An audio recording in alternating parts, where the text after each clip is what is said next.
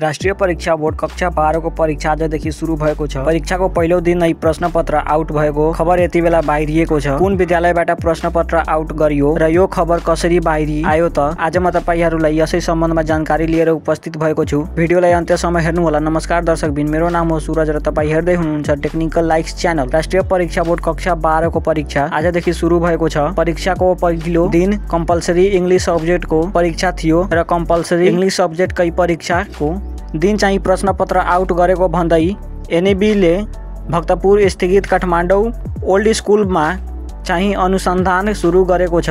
Kathmandu old स्कुलले विद्यार्थीहरूलाई परीक्षा सुरु हुनुभन्दा अगाडि नै क्वेशन पेपर दिएको भन्ने विषयमा चाहिँ एनएबीले अनुसन्धान चाहिँ सुरु गरेको हो। कलेजका विद्यार्थीहरूले एक्जाम सुरु हुनुभन्दा अगाडि नै क्वेशन पेपर पायो भन्दै खुश भएपछि चाहिँ पत्रकार भकर श्रेष्ठले फेसबुकमा चाहिँ स्टाटस लेख्नु भएको थियो र अहिले उक्त विद्यालयका चाहिँ विद्यार्थीहरूलाई परीक्षा केन्द्रमा रोकेर मोबाइल फोनहरू जफत गरेर चाहिँ अनुसन्धान सुरु गरेको छ। एनएबीको आईटी टिम, सीआईबी लगायत उक्त जिल्लाका चाहिँ सिडिओ सहितको टोलीले चाहिँ अनुसन्धान चाहिँ सुरु गरेको छ र अब वास्तविकता के हो केही समयपछि आउने नै छ। जाँदा जाँदै तपाईले हाम्रो च्यानललाई सब्स्क्राइब गर्नु भएको छैन भने सब्स्क्राइब गर्नु र नजिकै रहेको बेल आइकनमा प्रेस गर्न नबिर्सनु होला। साथसाथै यो भिडियोलाई लाइक, कमेन्ट, शेयर गर्न नबिर्सनु होला। धन्यवाद।